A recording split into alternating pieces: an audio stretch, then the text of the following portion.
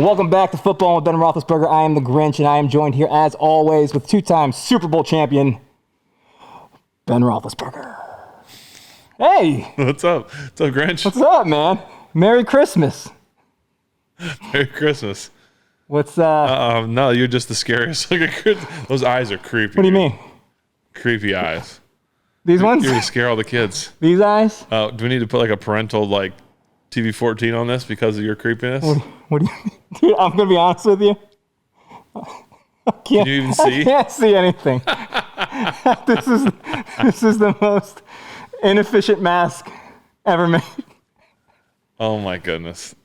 Yeah, I mean it's fitting. I wanted to have a I wish I had a sweater or a sweatshirt or something, but I didn't. I wanted to have a red nose for this episode. Well, that would be. Can you imagine why? That would be justified. I'm going to take this off. I can't even. This is terrible. Well, we could have been Rudolph and the Grinch today. Yeah. But we have our own Rudolph here in Pittsburgh now. Yes. Tis the Christmas season, and how fitting was it that Rudolph gets it done for us? Dude. We'll talk about that a little bit. You got green all over your ears. Who, me? What do you mean? What are you talking about? I look good, man. What you talking about? No, it's going to be, we get to talk about a big win yesterday by the Steelers. Yes. Over the lowly Bengals coming to town. But and you know what the best part about it is? Anytime you play a game on or near a holiday, whether it's Thanksgiving, Halloween, Christmas, whatever, you hate to do it because you're like, oh, I want to be like home with the family or whatever it is. Right.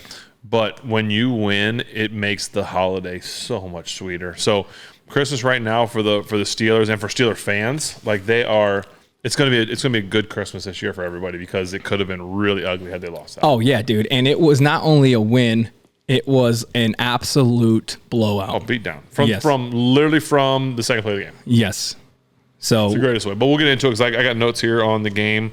We did not watch it together. I was celebrating our first Christmas yesterday. Yeah, you guys do it in waves. Yeah, we had one yesterday during the game, and then we'll do one on Christmas Day. So we decided to do this in between and put this out for people to watch. Hopefully this will be out on Christmas night, right? So this is going to be dropping on. That's why we didn't live stream, because you were celebrating with family. Right. I was trying to cook the prime rib and stuff, so I had to. Yeah, this will be out on Christmas. It's Merry Christmas. It is actual Christmas when we. Yeah, those of you that are watching this now, Merry Christmas. Dude, I have green in your eyes. Right? Yeah, dude, I'm shedding so poorly. It seemed like a really good idea, and as soon as I put the mask on, I regretted it immediately. Does your daughter absolutely hate that mask? It's terrifying. Dude, I didn't even show it to her. Yeah, I threw it on because I'm a big Grinch fan. You know this. And I put it on. I looked in the mirror, and I was like, no way I show this to my daughter. I was like, I'm not ruining Christmas for her that early. It's scary. Yeah, but let's jump into a beer because there's plenty to talk about. Like you said, you had some festive. I got green hair all over the microphone, dude. This is if you're only listening to the audio of this, I was dressed up as the Grinch. That's why there's green hair. Full outfit. I do have like green legs that go with it. Figured it'd be unnecessary for what we got going on here. I feel like that's like the sportscasters. Remember they used to joke, or like a news people. Yeah, like they sit with their suit jackets and ties on, and they're probably wearing like shorts or something real comfortable underneath. But honestly, though, wouldn't you? Yeah, it'd be sweats, comfortable. That's what I'm saying. Yeah, but I mean, I would wear Crocs like I do now, like I do every episode. Well, that's because you're a fan of comfort and utility. Agreed. All right. So this is first beer. We'll jump into it, and then we'll get into some of the holiday traditions you guys have, and then we will cover the game. This is sent in from Becky.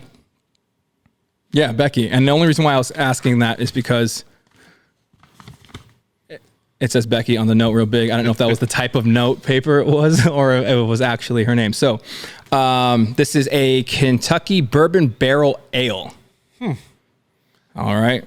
This sounds like something we've done some sort of a Kentucky bourbon. Yeah. I don't know if it was an ale. Maybe they made a Kentucky bourbon makes a stout, and we've done the stout. I definitely think we've done like the darker one. This is from Lexington Brewing Company, Lexington, Kentucky.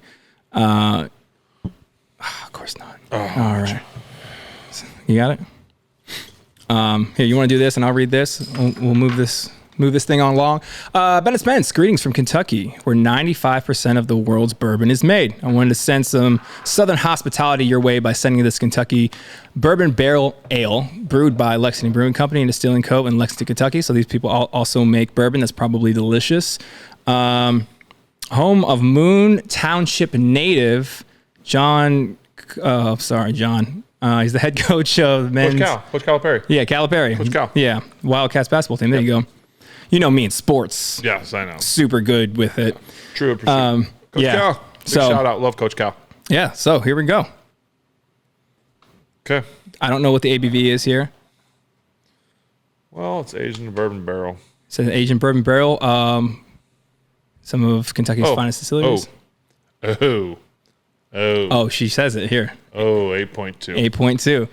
She says the subtle yet familiar flavors of vanilla and oak with an ABV of 8.2. Really enjoying the show. Haven't missed an episode. I only live in Kentucky. Pittsburgh is home. So the show is a little like sitting at my cousin's basement bar and talking all things Steelers football. There we go. There you go. That's what the family. Welcome, Becky, family. You know, as soon as I saw your letterhead, I thought, I like Becky. I like Becky. She's cool. All right, here we go.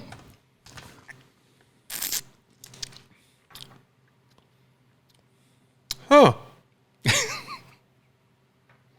I don't know why that got me, dude. There's no notes? No. She said it's you get a subtle hint of vanilla and oak. For sure. Really? It's really good. For 8.2, you fool me all day. I definitely get the vanilla. Oh, yeah, that's delightful. Mm-hmm. That's 8.2? Mm-hmm, that's what I'm saying. See, doesn't taste like it. Kentucky out here wilding, man. Kentucky be out here. No, that's a nice one. I like that. Well done, Becky, thank you. I feel like you could drink. I mean, you can't drink that all day because it's 8.2, but like it's very smooth. That's a nice beer. Very drinkable. You definitely taste that vanilla and the oak. Yeah, that's really good. Smooth. It's not. There's no real bite to it. It doesn't hit you hard back in this right here. Yeah. Becky. Wow. Well done, Becky. Thank you. All right. Hope you're enjoying the show because we're enjoying it now. It's a great start. Thank you. It's an awesome start. Thank you. So I feel like I do feel like that'd be a great holiday ale. I don't disagree with you. You know what I mean? One around the campfire. Mm-hmm. Yeah, it's not. You could. It's got a good enough flavor that you could drink it all year round because that vanilla. Mm-hmm. But it definitely has a feel of like a fall, wintery, holiday type. And I'm not a huge fan of like Christmas beers. I thought about doing that for this episode because it is the Christmas episide. But I feel like they're overspiced a lot of times, Christmas beers. I've had some good ones, but this would be a perfect substitute if you're looking for something else. Speaking of Christmas, you had, like you mentioned, you had your Christmas here with your family. I'm going to give that an 8, by the way. Yeah, I'll co-sign that. You had Ashley's family you're doing tomorrow on Christmas Day, right? You have a little buffer day here. Do you guys have Christmas traditions or like how do you guys get down in the Roethlisberger household with Christmas? Well, we're going to do, so my family, my parents and sister came over, her husband, and actually their parents are in town. So they came over last night. We did all the gifts for all that side of the family and everything. We did some prime rib last night, which is really good, which isn't necessarily a tradition. I think we just did it. Excuse me. And then it's nice because we just do the lay low today. And the kids will probably want to go to bed a little bit early, kind of. Obviously, the sooner you go to bed, the better, because Santa comes. The big fella. And so anyway, so the kids know in the morning, which Ashley doesn't love this, but I do. And the kids, I think kind of secretly like it. We tell them they can't leave the room till 8 o'clock. It's a good time. And because of all the rooms are upstairs and they kind of look like down a balcony, we have to tell Benjamin that he's not allowed to peek, because we don't want him peeking like looking for things. We want to see the shock on there, like the shock and all, right? So they get to come down to our room at 8, which we might bump it up to 7:30 because they're getting older and they're waking up earlier. But come down to our room and then we all go out together. Mm-hmm. And it's not a free for all. We try and have some sort of organization at least for the first 3 or 4 minutes. Yeah, how long does that last? It doesn't last very long. And then we kind of do we do the gifts passing and opening, and spend the day kind of opening and putting batteries and things and opening stuff, and then her family's going to come over. Most of the time we go up to their place, but because Bailey had a little something done this week, a little procedure done, that she's kind of on the couch a little bit. So we're going to do everything at our house, which is great, and everyone's going to come over, and it's going to be awesome. Sounds good, man. So yeah, that's our. Yeah. I did get my entire family invited over to your Christmas already, by Ashley. Oh yeah. Yeah, I'll just let you know we won't be attending. Oh okay.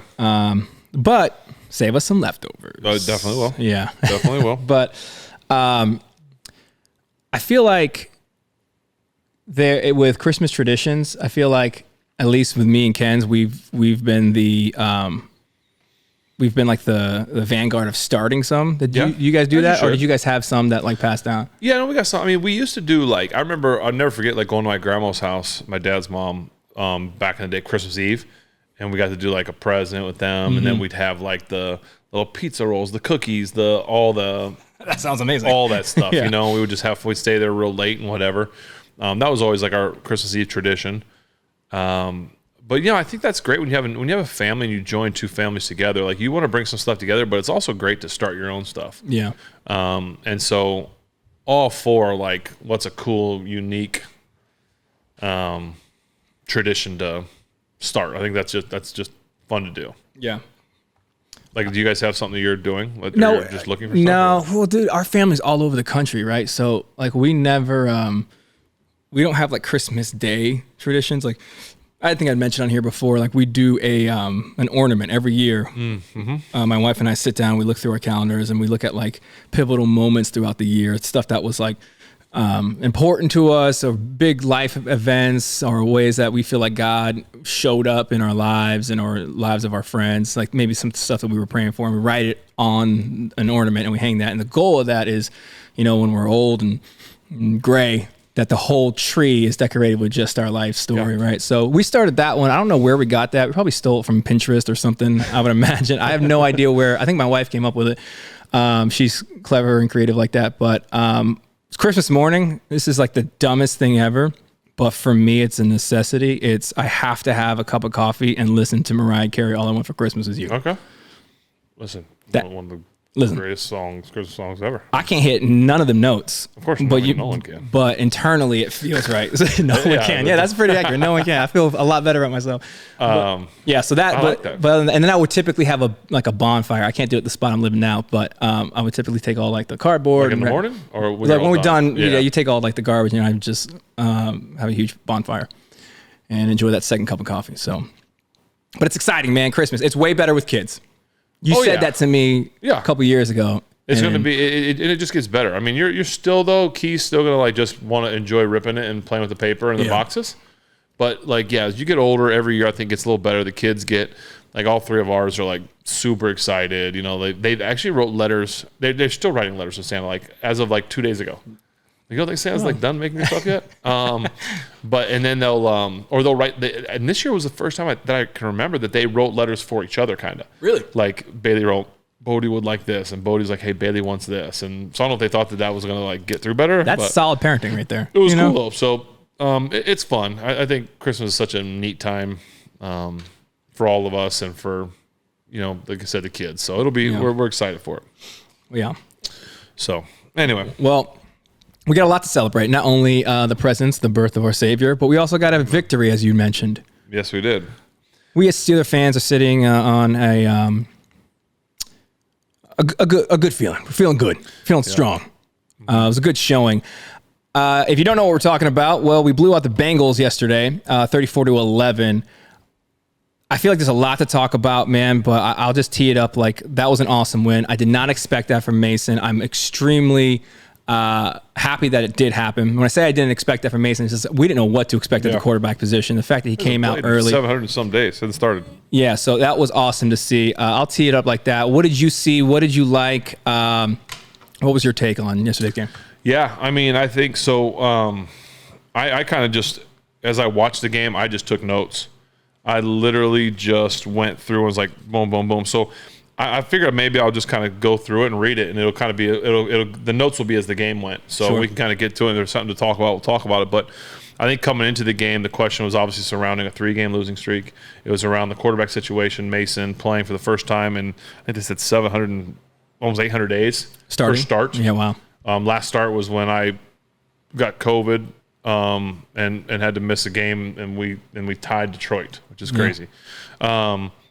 And so, I knew that Mason can throw the ball. I knew that if they'd give him some time, he was going to be able to throw the ball. He was going to be able to, get the ball down the field. Be able to cater to the players. Distribute the ball. A veteran guy that's been now in the league for a few years. He's seen some different systems, seen different defenses. So it was just going to be interesting to see how he was going to play.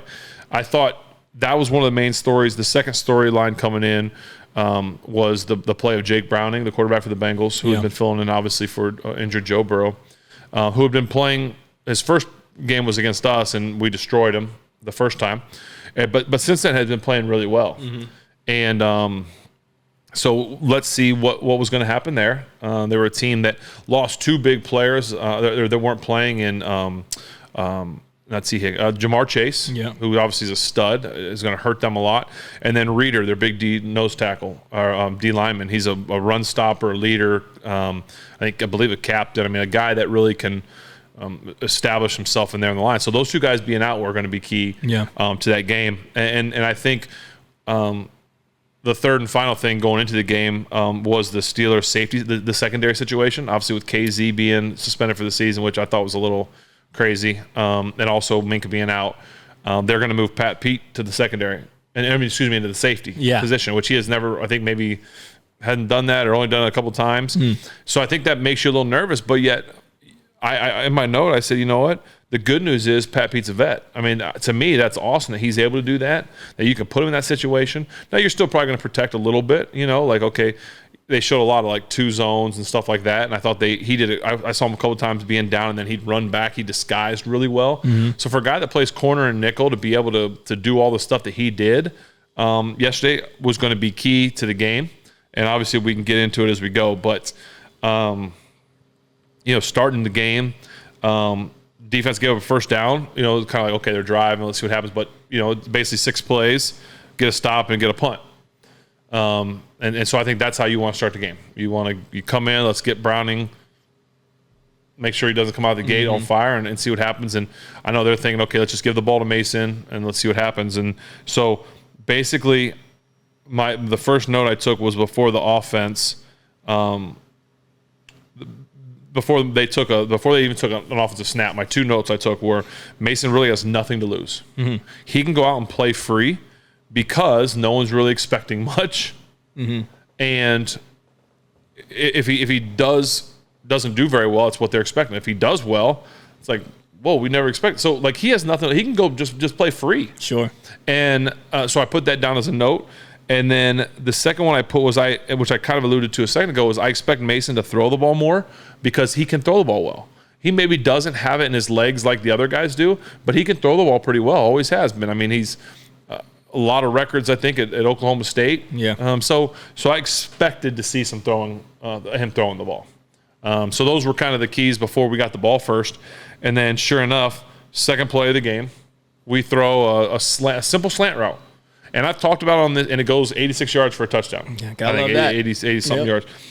I have talked about on this show before as a quarterback, because I've been there before. When you throw a screen and it goes to the house for a touchdown, it's the greatest play ever because you're throwing the ball short and they run, and it's the greatest play. The second best is when you throw a 5-yard slant route and it happens, because it's happened to me many times. I had probably the best in the business at it, and Antonio Brown, who did it many times, and before him, Santonio Holmes. A guy that can, on the backside, that can run a good slant route, catch the ball in stride, and just separate. Man, that is the greatest feeling ever. And they go the distance, 86 yards. Should go down as one of the longest in Heinz Field. I don't know what it would be, but it's got to go down as one of the longest.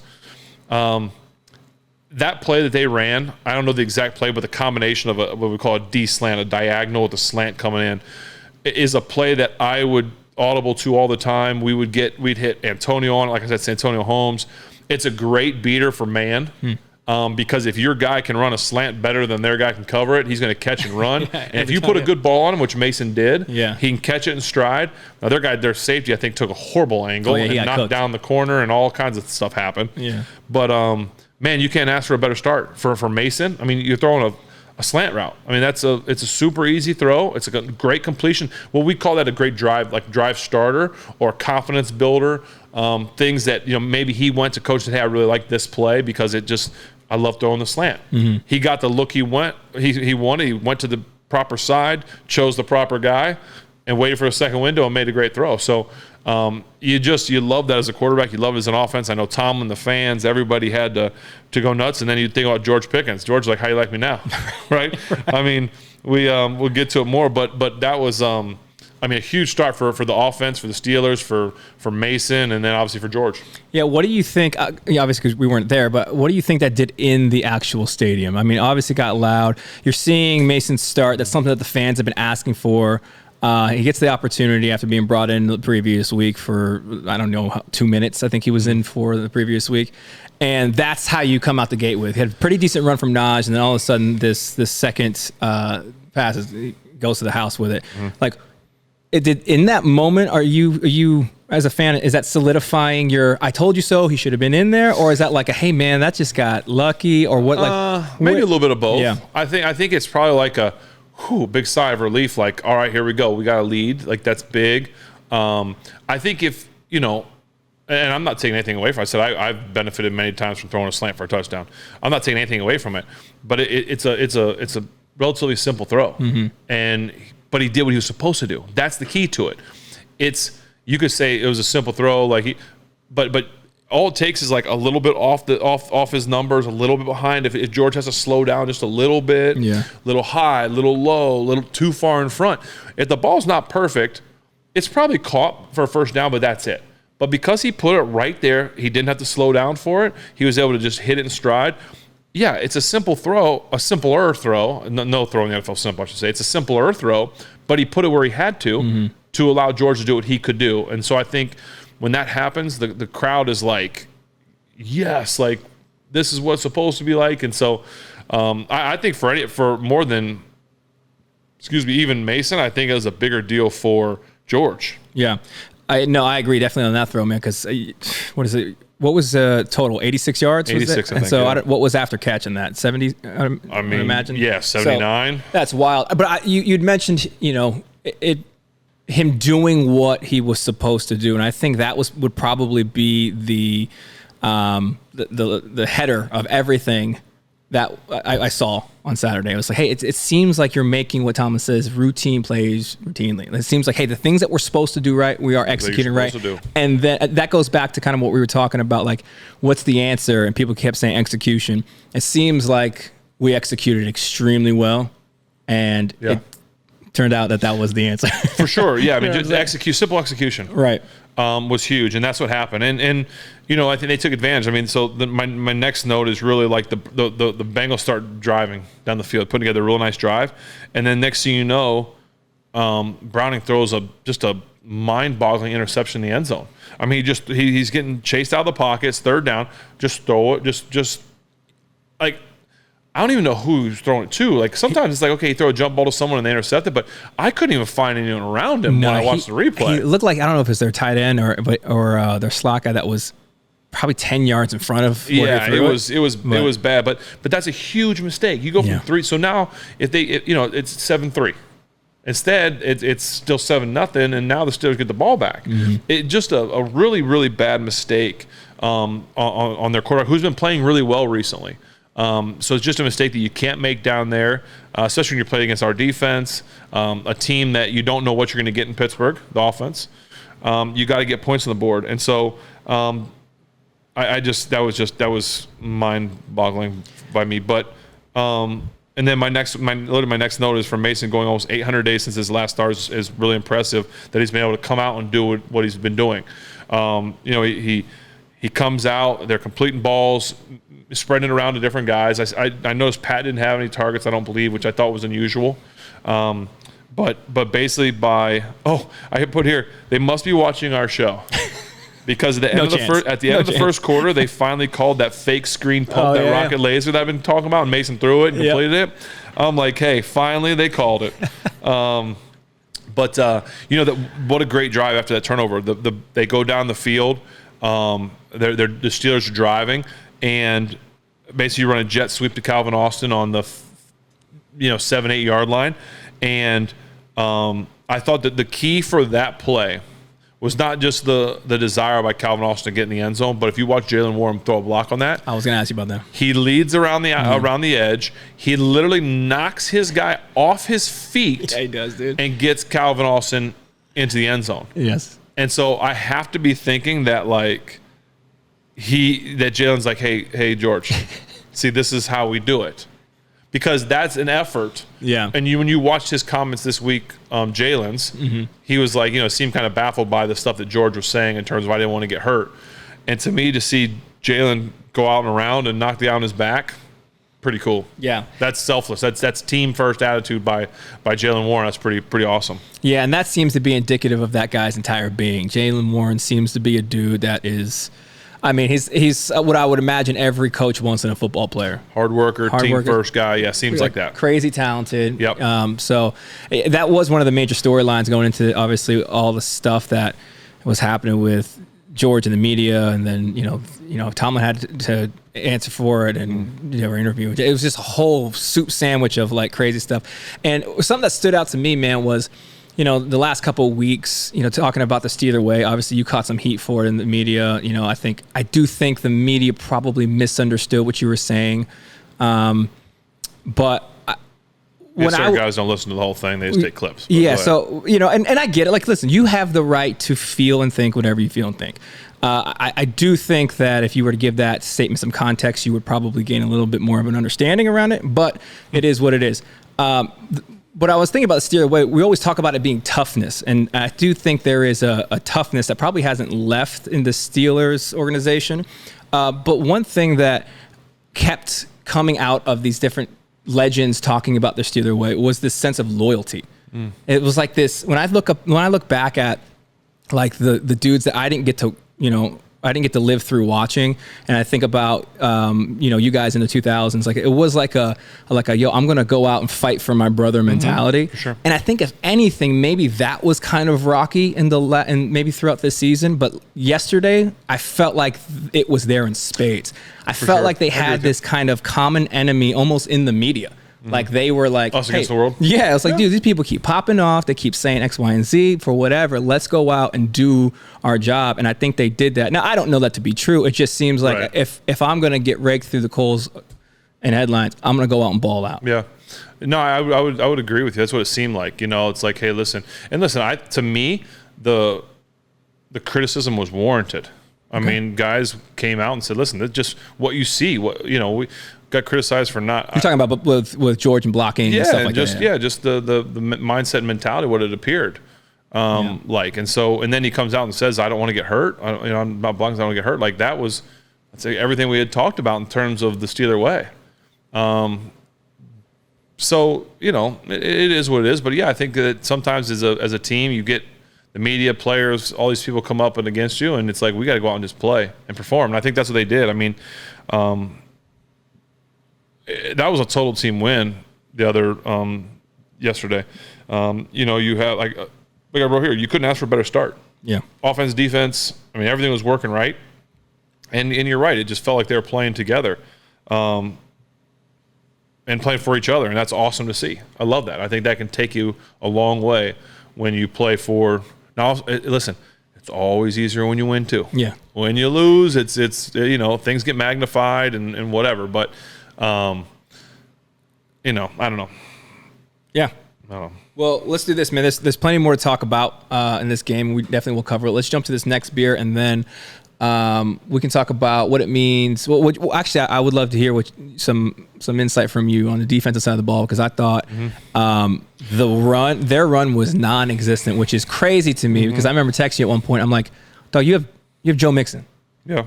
What are you doing? I thought our D line was they performed amazingly. Well, as you get the beer, this episode is brought to you by TJ Watt for Defensive Player of the Year and League MVP. Can we vote? Can we vote on this show? And then I had my note says TJ Watt doing what TJ does. I mean, he just is. You can keep talking about it, but it's you expect it every week, and so it's just so awesome. Whether he's rushing, stopping the run, you can put 2 or 3 guys on him. He's sacking people. It's unbelievable. There was one point in time where he gets held. He gets thrown around the back, gets held, kind of gives the rock bottom underneath the arm kind of move, breaks out of that, gets tackled to the ground, gets back up, makes a sack. Yeah. TJ, you got a comp, man. That's what TJ does. Give him a shot, TJ. Give him a chance. Pretty impressive. Not only that, but our boy Smitty over there on the other side doing what he does. Yeah, I got my notes in here. We'll get to them. Oh, I still got looks like about 20 more notes in here to hit. So look at this. I'll say that as we're Spence, that one's yours. As he's pouring, I'll just read some notes here, guys. I said you could tell the Bengals miss Reader, their big run stopper in the middle, the way that we were running the ball on him. That's a guy's a really, really good run stopper, and we were kind of running the ball at will on them. So I thought that was huge for us. Like I said, going into the game, I knew it'd be an issue to not have him out there, but it really showed during the game not to have that guy out there that we were able to run the ball. We'll jump back into that. I know it's going to frustrate some people because we're taking a beer break here, but that is part of the show, folks. That's what you signed up for when you clicked on this. You can also skip it. That's pretty cool too, huh? This is called Yellow Dog Honey Ale. Okay. I don't know if it's supposed to be sour, like a sour. Kind of tasted like it. The foam was sour. Yeah. It's full of flavor that blends spices, hops, and honey. It says, Ben and Spence, absolutely love your podcast. I hope you enjoy the beers. Keep on podcasting. Best, Amy and Mitch, lifelong Steeler fans. Amy and Mitch, thank you guys. Amy and Mitch, always looking out. All right. So let's see what you got here. Yeah, it smells a little sour. Yeah, this is from Bradford. Bradford, PA? Yeah, Bradford Brew Station. Bradford, PA.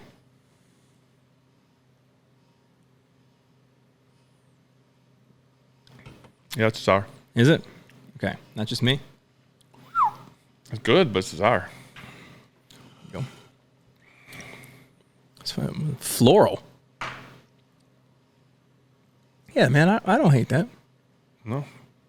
I'm not drinking more than one of those, but it's good. I'll give it a 6.5. Yeah, I'll go 6.5. I'll co-sign that with you. Yeah. That's good. Not mad at it. The logo's pretty dope. From the oil fields. Yeah. This is pretty dope. What's that? The way Mason played. Yes. Yes. Well, my next note, like I said, if you were listening to the beginning of this, I just took notes as the game went. So my notes are going to kind of correlate as the game went on. And so the next note I have is that Mason has to throw a ball out there. Miles Austin beat Mike Hilton in the slot. I remember going down the right side. And he's got him beat, and Mason throws kind of what we call a double bump fade. And Mike Hilton ended up breaking it up, argue pass interference, whatever you want to call. But I would say two things there. Either Mason has to throw that ball out there a little more because it's a touchdown. If he throws it out there, it's a touchdown. Or Austin has to learn to pull a veteran move, put his foot in the ground, go back through Mike and draw the pass interference. Like sometimes guys want to fight through that the contact, and you don't get the call. But that was just one. Like I said, I'm just taking notes as I see it. That was one throw I think Mason probably would want to have back because he did have a touchdown. But again, I think Austin can put his foot in the ground and come back and get it, and you're going to get the PI. Talking about defense, my next note talks of actually two defensive guys, two defensive stories. Actually, two of them right here. My first one says, how about Miles Jack? He's on the couch last week. I was just about to ask you about him. On the couch last week, and now he is calling the defense. Yes. It's sad the inside linebackers for the Steelers are going down like flies. It's crazy how just that season for that, I guess. But Miles Jack, who obviously was with the team last year, I believe. It wasn't last year, it was the year before, but was here. So maybe knows some of the stuff. But to literally be on the couch and then I'm sure he's working out and stuff. But to then coming out and calling the defense. Like that's awesome. I think they'll benefit from having him, next week and moving forward. And then my next note was the young man Rowe. I don't know what it's the safety Rowe. I think he went from the practice squad to an interception. Yeah. He was on the practice squad literally a couple days before, got an interception. And the interception was helped because of pressure by Alex Highsmith. Anytime that you as a quarterback, when you feel that pressure coming, sometimes you want to get rid of it a little early. But it created what it did. It created great field position for the Steelers, already up 14-0, and the offense. So now you get a guy that's off the practice squad. You feel so awesome for him because he gets a pick and sets you up as an offense with great field position. And so right now, like everything is going right for the Steelers to this point. And I think at this point we're probably into the second quarter, halfway into the second quarter maybe. Yeah. I'm glad we weren't live streaming it because halfway through the second quarter, I'm like, this game's done. And I know people are like, Spence, don't jinx it. I'm like, nah, bro. It felt like the way that the Steelers offense was performing, it just took the soul out of, and like the morale was just like, dude, we were banking on that to be what we saw in the last 3 weeks, and it's not. You mentioned the linebacker situation happening, and you see a similar thing happen all throughout the league. Obviously, with these issues or these injuries, football is a game of attrition, right? You're always going to battle that late into the season, but it feels like more so than ever this year. What does it look like for these guys who come in? Maybe they're coming off the couch literally, or maybe they're getting elevated from the practice squad. What if they're balling out? What does it look like for their future in the league when the starters get healthy? Is that an opportunity to take a job, or are you getting taped to get maybe an offer from a different team? Depends on who that starter was that's coming back. Depends on their how much money they're making. Yeah. What does the coach feel like? I've had coaches say you can't lose your job to injuries. I've seen guys lose their job to injuries. So really, there's just it's hard to say. We can talk about that as we move on, and I get to my notes more about next week. Like you talk about Mason, certain guys. But if worst case scenario, you put stuff on tape. Yeah. And if your job isn't here in Pittsburgh, maybe someone else liked what they saw, and it gives you a chance at least. At least maybe it gets you a call. Maybe get you onto a practice squad. Maybe it gets you to a different team for whatever. So guys are going to take full advantage of every opportunity they have to put themselves on tape. Is that the mindset for like a non-starter? Should be. Like, hey man, I just need to get tape. Should be. Whether it be here or there. Should be. Yeah. Should be. Just find a way to get out there and show people what I can do. And is that difficult to buy into the team that you're playing with? Or as an athlete, like an apex level athlete, it's like whatever team I'm on, I'm sold out for the team. Or is it like, listen, man, I need to make some business moves here. I'm working on my how, you know what I'm saying? Like how do you separate team first mentality and I'm fighting for a job somewhere? That's tough. Or is that maybe like an individual? Yeah, I think it's got to be individual a little bit. But because you want to do everything you can to help the team you're on. Because sure. you never want to say, okay, listen, I'm doing this for me, and I don't care what team I'm on. Because you want to be on the team that you're with and try and do everything you can. But sometimes there's guys that, okay, listen, I'm not going to get this job. That guy ahead of me is an absolute stud, but I'm going to be ready when it's my turn. And if I can't get there, I'm going to learn from that guy and put tape out there and hope the next team sees it. Because, like I said, some spots. You're not taking Pouncey's spot at center. You're not taking certain guys' spots. So you just got to do everything you can to be ready for the next opportunity you get. You mentioned being ready when it's your time. I feel like that is probably a great undercurrent of probably Mason's season this year. These guys are talking about him preparing as if he was starting every week. I felt like I heard 3 or 4 guys say that in interviews, man. And I feel like as a teammate, man, you'd love to hear that, right? Or I'm sorry, as a player, you probably love to hear that from your teammates. What did you see from Mason's play specifically that stood out to you? Yeah, he should prepare. That's what you do as a veteran, as a backup guy. I've said that before. The best backups in the league are guys that are prepared to play, but they also help the starter to play. They're not trying to take their job, but they're trying to be as prepared to play as possible. And I knew that he'd be just fine doing that. I thought that he did a great job of spreading the ball around. I thought he made good decisions. I'm trying to think if there was even a throw I can think of off the top of my head. I still got notes I'd like to get through, but I don't know that there was anything that I could say like, that was really got lucky. That defensive guy dropped that one. I felt like he made good decisions, was decisive with the ball. Even when he threw it away, it was good.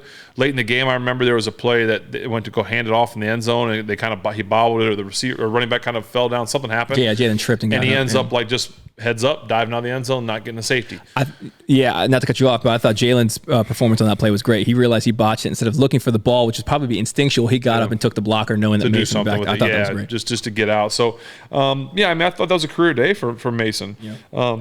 He's probably waiting for that day for his whole life. I mean, this is what he's been waiting for. Yeah.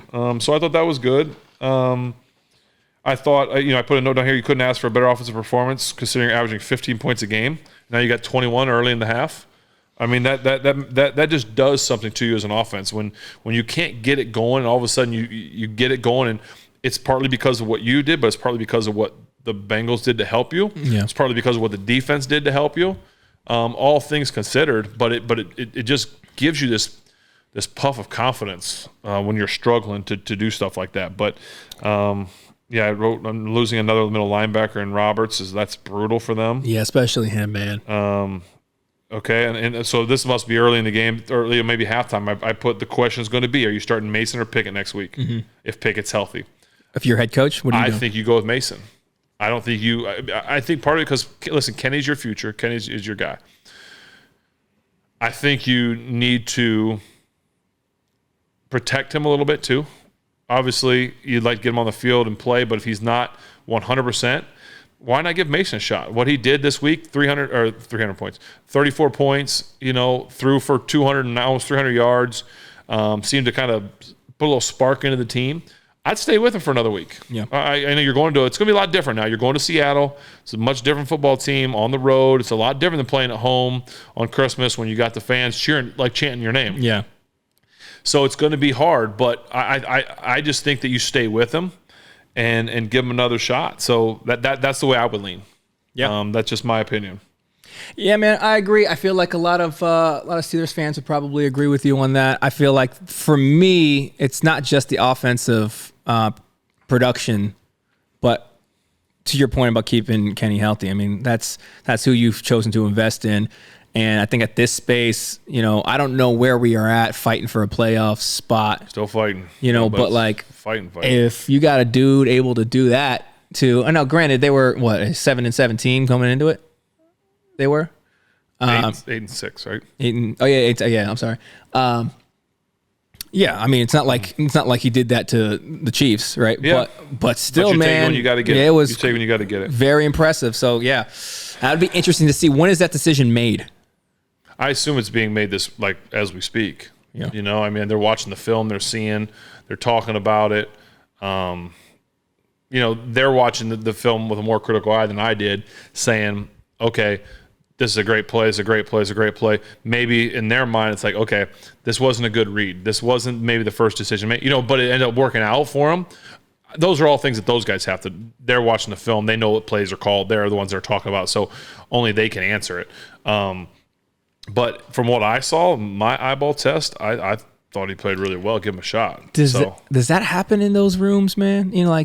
To be able to win 34-11, be like, I didn't like the way we won 34-11. Let's yes. Work? This decision could have been this one. We got lucky here, maybe he went to the wrong, and I'm just throwing scenarios out there.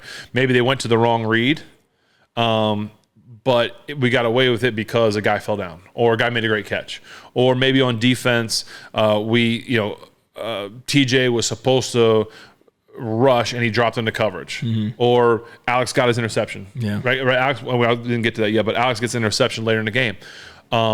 Maybe he was supposed to rush. Now you can sit there and say, well, he got an interception. Yeah, but he didn't do what he was supposed to. Again, I'm just saying these are just scenarios. Hypothetical things. So you can look at a film and be like, we had what we call MEs, mental errors. Maybe this game, I doubt it, but it can happen that maybe the Steelers had as many mental errors as they've had all year. Mm-hmm. But we won the game because things worked out the way the Bengals threw you the ball 3 times. I mean, all the things that happened. I don't believe that that's the case, but it could be a case. So yes, you can go into a film after blowing someone out and being like, you're not happy with it. Okay, this can't happen. This can't happen. We got away with this one. Got away with this one. Got away with this one. But at the end of the day, you won the game. So it's going to make you feel happy, but you can still do stuff about it. So I know coming into this game, we talked about this, the secondary was going to be a big deal. And then when you're down 21-0, you know they're going to have to start throwing the ball. So it's going to be, okay, let's see the Steelers secondary get tested now. And I thought driving down, the Bengals kept driving down the field. They kept moving the ball. And they get down and they go for it on fourth down. And a great play by J.J. Porter. He ends up knocking the ball away. Probably maybe could have called pass interference on it, but I love that they didn't. I love the no call. I love he's a physical football player. You love that he's a physical football player. He loves gets his hands on people, and so I love that that they just let him play, and I love that he's playing as well as any rookie, not just corner, but rookie in this league. I mean, he's playing really well. Should get some definite consideration for rookie of the year, and so I thought that was awesome. And then we get the halftime.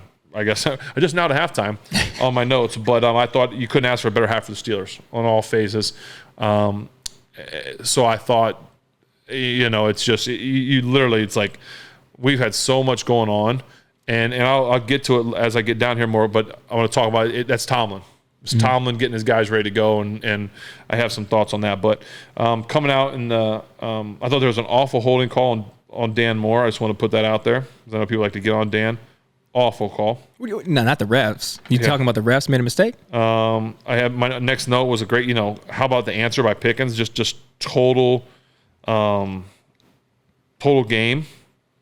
Like I right here. Why would you ever leave him one-on-one? He catches the ball later in the game. I think on 3rd and long, Mason throws a great ball down. Now that one was a great ball down the sideline to George for a touchdown. How do you leave that guy one-on-one? How do you not have someone over the top like with a guy that's that good? I said, early in the second half, I said, I don't care if the Steelers don't score again. It doesn't matter. Like, if you get to that point in the game when you're the Bengals or you're the Steelers, you don't have to do anything. You can just go 3-and-out punt. The Bengals can't do anything. And the defense is basically saying, we're not going to lose 4 in a row. Like, that's what happened. Early in that second half, I got to the point where I remember watching it thinking, I could just kind of fast forward through this. Like, I don't expect the Steelers to do anything special anymore. Because you don't need to. Right. Defense might make some plays, whatever, but it's I don't know. It just was like it's a game as a quarterback, and we can as I get down to you talk about it. Like once you're up that big at halftime and you're playing as well as like Mason was, you don't even have to like do anything special. Yeah. Just don't blow it, and you can play free. And I think it looked like he played free. I think he even mentioned in his postgame, so it's not me saying this, and other people said, like, he didn't have to do much. Like, you call out the game, you throw that quick slant for a touchdown early, and you're up, and then you're up 14-0, and then you're up 21-0. He put up great numbers. He's 17 to 27, 290, 2 touchdowns. But it wasn't like they didn't ask him to go dice up this team. Right. They asked him to do a job, and he did it very well. Yeah. And so I thought that was awesome. I talked about George after a week of not blocking, and everyone wanted to get rid of him and bench him. He may set NFL records because he was on pace for some crazy stuff. There was a play actually I have. Maybe the only thing that I can remember that I'm looking at, I thought Mason could have thrown that one ball out there a little more to Calvin, which, okay, throwing the ball a little further, that's not really a mistake. I do think there was a sack in the middle of the 3rd quarter where Mason moved out of the pocket when he didn't need to, and he got sacked. And so I thought that sack was more on him than on the line. Didn't feel like there was any pressure that made him, but he tried to like escape and he ran into the guy's arms.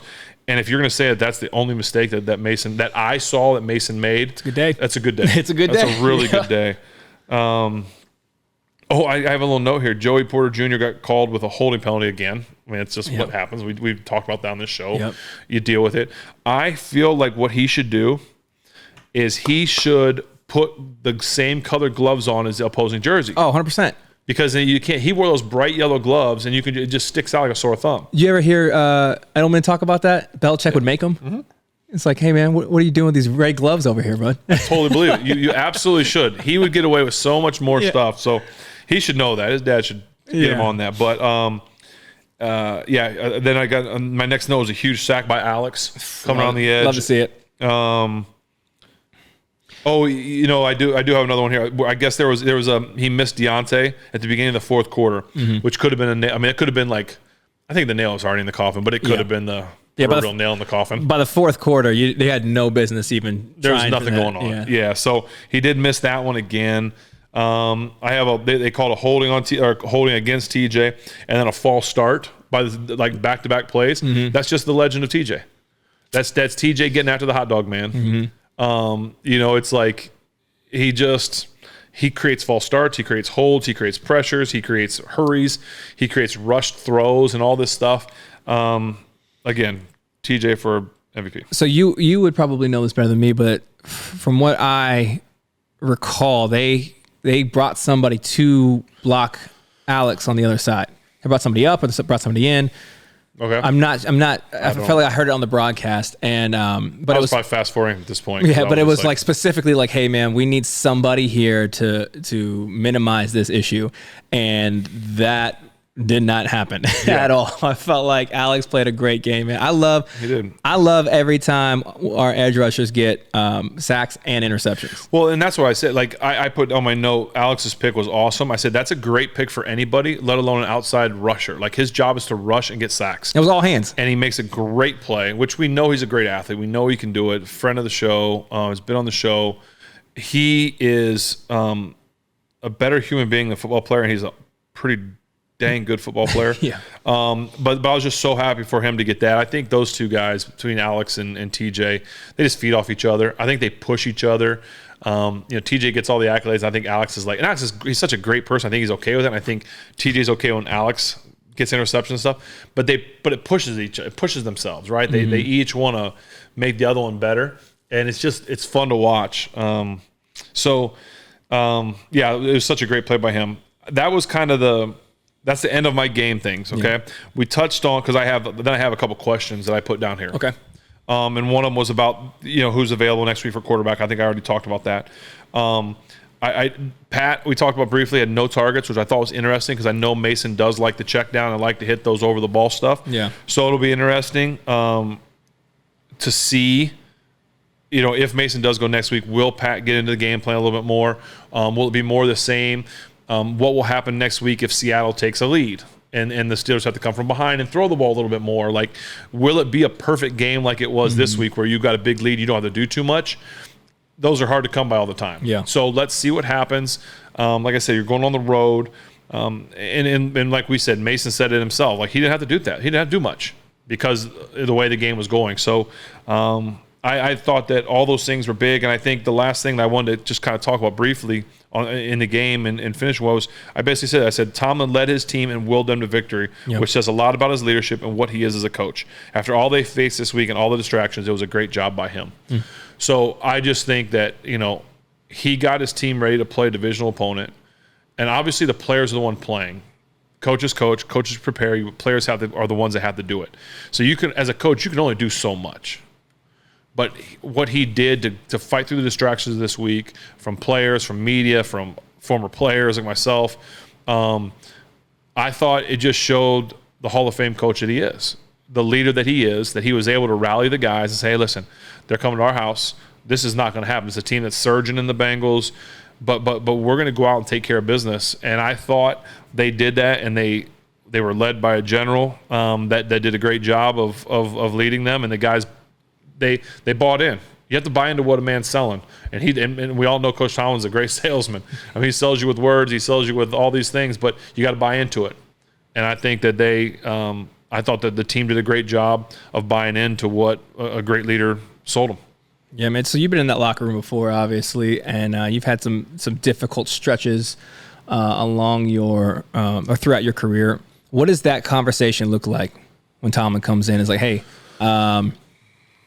We've been under it all week, and it's our decision here whether or not it continues. Yeah, to me, I think the biggest thing, what in all my years with Coach Tomlin, he never wavered, he never changed. Steady, just in the midst of the storm, he stayed the course, and sometimes it would almost maybe drive you nuts as a veteran guy. Like, come on, Coach, give us something else. Yeah. But I think that's who he is, and he doesn't put on a front. He doesn't try and act to be this way or act to be that way. it's who he is. It's his leadership. It's you know, he's reading. You know, you go into his office, he's got books on leadership from like Navy SEAL guys, like 5-star generals of the Navy, like all kinds of stuff, you know, and he really takes pride in leadership. And I think he does a great job of it. Whether you love him or hate him, and is he perfect and everything? No, but who is? Right. Are there things that you'd say, man, I wish that he would change a little bit? Sure, but I'm sure we all have things that we all wish would change about anybody. I got stuff I wish I would change. And you got stuff I'm sure you wish to change about me. Yeah, it's all the same. It is what it is. So it doesn't mean anything. It's how do you do the things that you need to do when your back's against the wall and the storm's going, and that's what he does, and that's what he did, and so that's why he's a Hall of Fame coach. Amen. Yeah. So it'll be interesting this week. I mean, I know let's do this next. Let's do the last beer. Yeah. And then we'll talk about the game this week and wrap it up. We can do that. Okay. Because it will be. We're two. Listen, we got Christmas. Steelers won. We've had 2 great beers so far. Look at this. You know what? It's a great. This might be a holiday. Christmas miracle. If it starts snowing right now, I might cry. Well, it's 53 degrees outside, but it would be awesome. Yeah, this feels a lot more like the winters I'm used to. Yeah, okay. So let's hope this thing. It's got a lot of cats on the front of this one, though. Does it? Is that? You're a cat guy. Not anymore. Not dog anymore. Guy. Sorry. You know what's funny though, man? I could not wait to get rid of my cat, and we did. And now you miss it. Well, I saw a pic. My daughter wanted to see like pictures of the cat. She misses it. I'm doing great. Don't worry, I kept it to localized. And I was like, man, I kind of miss that cat. Yeah, I kind of miss that cat. No, I don't miss having a cat. Yeah. I don't miss having a cat. This looks like this is a nice, this is a light color. Oh, it's called Haze Cat Lady. It's called Haze Cat Lady. Like Hazy Cat Lady? That probably would have been better like crazy, of a name. Yeah. Crazy Cat Lady? But it's called Hazed. It's 6.6. Cat Lady. I moved the paper towels. Sorry. Right. Hazy IPA with dank strata and Columbus hops. This is from West Brewing Company in Mesa, Arizona. Oh. Yeah. Brewed and canned. Okay. So we've had 2 ales and an IPA now. All right. Ben and Spence, I'm a huge Steelers fan. More importantly, a huge Big Ben fan. There it is. I'm excited to share that I just bought my dream car, yellow and black Camaro. Oh. Good for you. I'm looking for a great personalized plate to put on it, maybe PS4L or Big Ben 7. Oh. I think you might. Football 7. Yeah, that'll definitely fit on a license plate. Welcome any suggestions. I enjoy football with Ben so much. I love your guests. Always looking for the newest episode. I live in Arizona. I wanted to find a cool can that was symbolic of Arizona. So here we go. The Haze. I guess there's cats are like cats in Arizona? Hey, man. Only one way to find out. Wow. I was at one of the local breweries and asked the staff the most unique beer can was. There it goes. 12 West Brewing is a great local spot. He suggested I send a Haze Cat Lady, and this is what we have here. It's symbolic of Arizona. Anyway, hope you enjoy this IPA. Hopefully, I can see you tasting it on the next episode of Football. If you are tuning in, here we go. Look, that's him, and he's gonna taste it. Here we go. Ready? Lori Sutton, thank you so much. Lori, to you.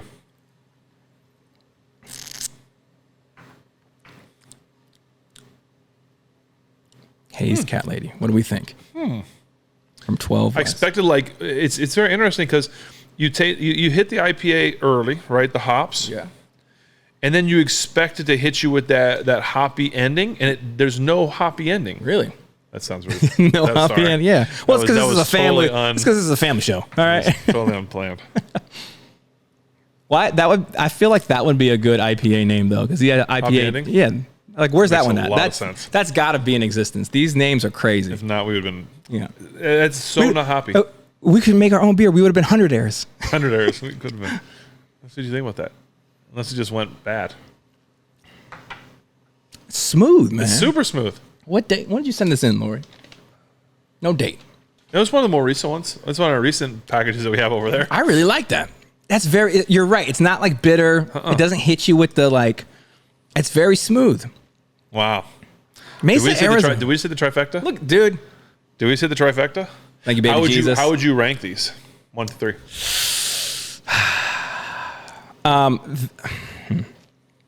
I would probably. This was probably my number 1. Okay. This is definitely a number 2. I'm gonna put this in the 3 spot, but again, maybe tied for 2. Like I enjoyed all of them. I wouldn't have ordered this. I would have been okay if you brought it over. I'm like, gotcha. Okay. Yeah. I like that. I would agree with you. I might flip flop these. So I go 1A, 1 or 2A, 2B. Like I could close my eyes and pick one. And you'll be like, oh, super stoked either way. Yeah, either way. Yes, but I agree with you. This was we don't hit the trifecta too often. No, we do not. You want to go play the lottery? Let's go. All right, guys. Thanks. All right, we'll see you guys. Thanks for coming. The Powerball or whatever. Okay. All right, next week. Tell us what we have to expect. Can you zoom in on my bracelet? Bailey made for me for Christmas. It says Dad, if you can't see, it's my Christmas bracelet. That's actually really nicely done. It is nicely done. Look at that. She's good. Look at the detail in that. It's like perfect. Just like my little princess. Okay, so and it's funny because as we're watching the Red Zone, as we're watching games right now, the Seattle's playing Tennessee, and I didn't even think about this. It was not what I was going to lead off this segment with, but I think we should. I saw DK Metcalf, who is an absolute wide receiver animal. Yes. It'll be interesting to see if Porter follows him. Probably, I would imagine. I would think so too, but they also have Lockett, who's a really good receiver too. So will he stay sides and take it, or is he going to – because this will be an awesome test for JJ in the sense that DK is just a physical specimen, which is what I think Joey thrives at, right? He thrives in physicality. It's what he does best. Those two are going to be – if he does follow him around, those two are going to be just tangling with each other. Do you think any of that is influenced by whether or not we bring in a safety and move Pete back? Or do you keep him there? I'd stay with what you did this week. I mean, now if they have a safety, if they have someone that they really like and want to, or a practice squad guy they feel comfortable bringing up, but I think I'd do what you did this week. Yeah. I think Seattle can run the ball a little bit better. I don't know their numbers and stuff. It just feels like they can run it better. But anyway, I just think that'll be a great matchup to watch this week. Oh yeah. To see if indeed he does travel with him. When you play guys sometimes that have two good receivers, you just leave your guy on one side and say whichever one of them comes this way, we're gonna cover him. But two completely different receivers. Lockett, who's more of a quick in and out of breaks, fast, this, that, and the other, and DK, who's just a physical specimen. It'll be a good test for him, so it'll be fun to watch that. I think as we, as like I said, that wasn't even on my radar at first until I saw him on the TV. But as we prepare for this week, I think that the key things are going to be who's going to be our quarterback. Like I said, I'm gonna talk like I'm preparing for it to be Mason. So if that's the case, I've played in Seattle. It's loud.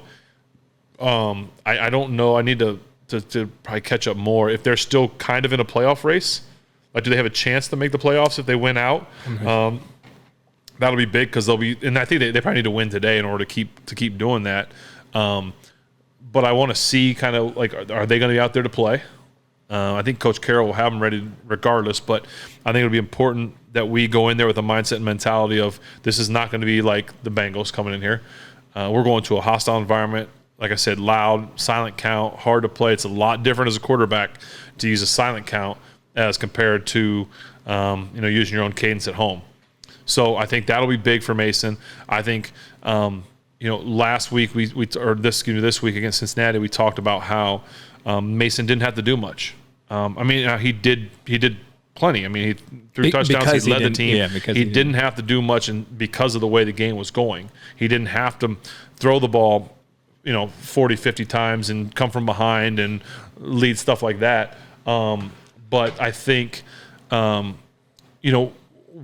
the game going to play out? And I know that he's been around long enough that he will be prepared if they do need him to lead them in some sort of a comeback or from behind or whatever it may be, a tougher test, closer game, if you will. Seattle 7-7, they got to be right in it. Okay, yeah. So Seattle wins, they're got to be right in it. So, and they're losing right now to the Titans, but still, this is going to be a really good test for the Steelers as a team. Because they're going to have to go, if they make the playoffs, which I know their chances have gotten pretty slim, but they're still not out of it. They're going to have to go on the road anyway. So these last two games are going to be playoff-like games against playoff caliber teams and all this, that, and the other. So an unbelievable test for Mason, for the team. I think our defense, they're banged up and they're missing guys, which, Seattle might try and come in and run the ball, not having linebackers. So it'll be a key. It'll be a big game for everybody involved, and I can't predict yet what I think or who I like or a score or anything like that, but I just I would anticipate some really good matchups.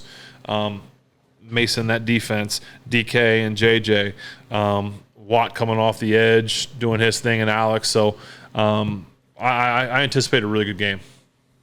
I'm looking forward to it, man. I'll call it Steelers win by 7. I don't know what the final score is.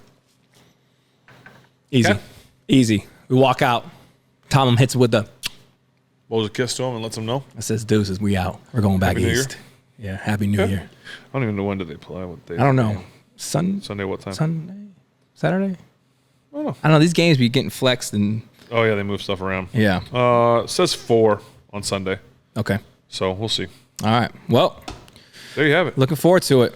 Well, Steelers, thank you guys for giving us something to celebrate this Christmas. And thank all of you guys for tuning in. We appreciate you more than you know. Thank you for your time, spending the last hour with us. Thank you for the support of the show. I hope you guys have a Merry Christmas. I hope you guys have a Happy New Year. And spend some time with your loved ones. Yes. Any Christmas wishes you want to send out to our listeners and or viewers of the show, Ben? Spence, I want to wish you a Merry Christmas. Merry Christmas, brother. Thank you for your friendship. All you out there, the family, the footballing family. Wish y'all a very Merry Christmas. Remember, Jesus is the reason for the season.